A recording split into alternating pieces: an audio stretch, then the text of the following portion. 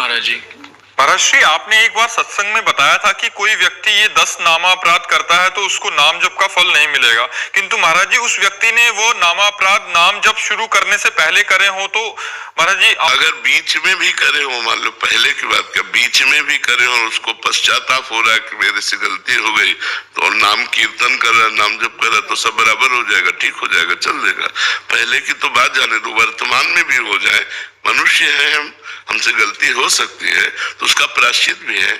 नाम कीर्तन आधा घंटा किया और अंदर से दाह पैदा हुआ, अंदर जो जलन होती है उससे अपराध मोचन हो जाता है। नाम कीर्तन सर्व पाप नाश करने की सामर्थ्य रखता है। नाम जप चल जाए तो नाम जप और नाम कीर्तन से नाम अपराध नष्ट हो जाते हैं। लेकिन जानबूझकर नाम अपराध न करे। स्वयं अगर कोई ऐसी कुसंग वसात चेष्टा बन जाए तो हमको नाम जप नाम कीर्तन से उसे नष्ट कर देनी चाहिए, चिंता नहीं करनी। अनीता जी गुजरात।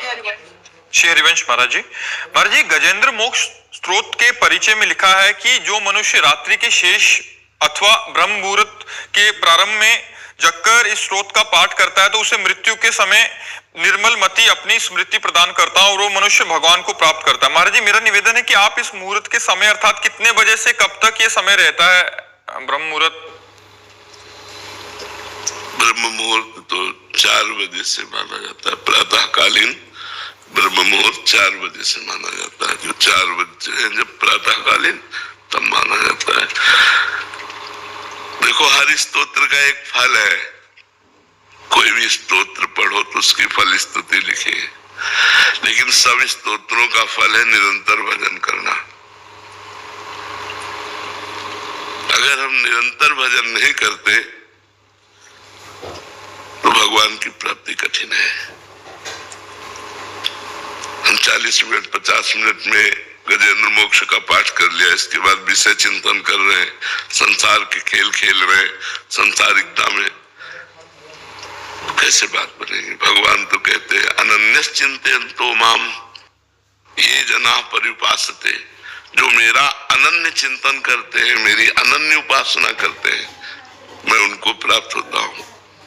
तो माना गजेंद्र मोक्ष का पाठ करने से अंतिम समय भगवान कृपा करेंगे, स्मृति देंगे।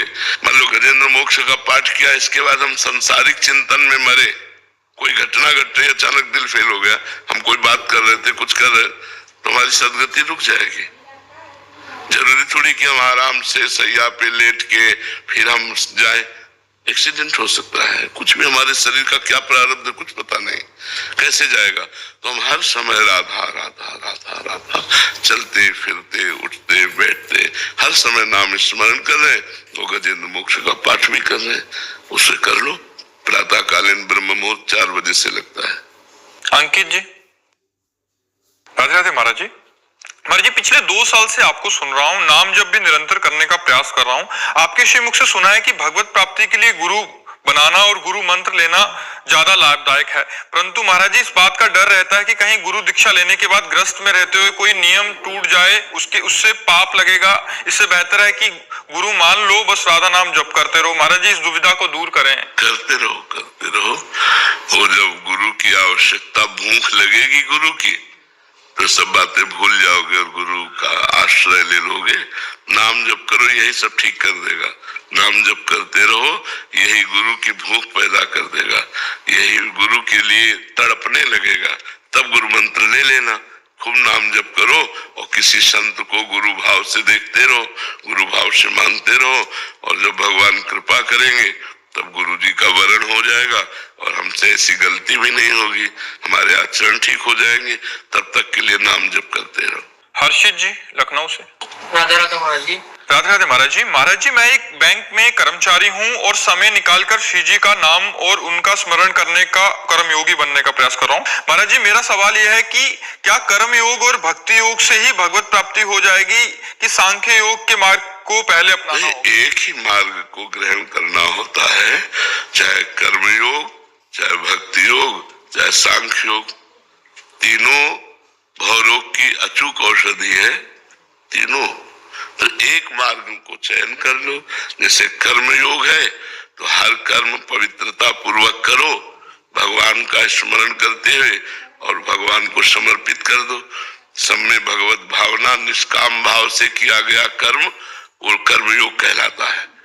प्रायः सकामता से ही कर्म होते हैं, तो हम उन कर्मों को भगवान को समर्पित कर दें, भगवान का स्मरण करते रहें। चाहे जो योग हो, भगवान का स्मरण प्रधान है। तो भगवत स्मृति के साथ जो कर्म किया जाता है वो योग बन जाता है। योग माने जुड़ना। हम अपने कर्म को, अपनी स्मृति को भगवान से जोड़ा तो हमारा कर्म योग बन गया। अगर भगवत स्मृति से नहीं जोड़ा तो केवल कर्म रहेगा। कर्म बंधन कारक है, कर्मयोग मोक्ष प्रदान करने वाला है। तो संसार के हित के लिए कर्म करना, परिवार के हित के लिए कर्म करना, अपने शरीर के हित के लिए कर्म करना, ये कर्मयोग है। भोगों से शरीर का अहित होता है, हित नहीं होता है। तो ये विचार करके भगवत स्मृति युक्त होकर हर कर्म भगवान को अर्पित करते हुए चलो।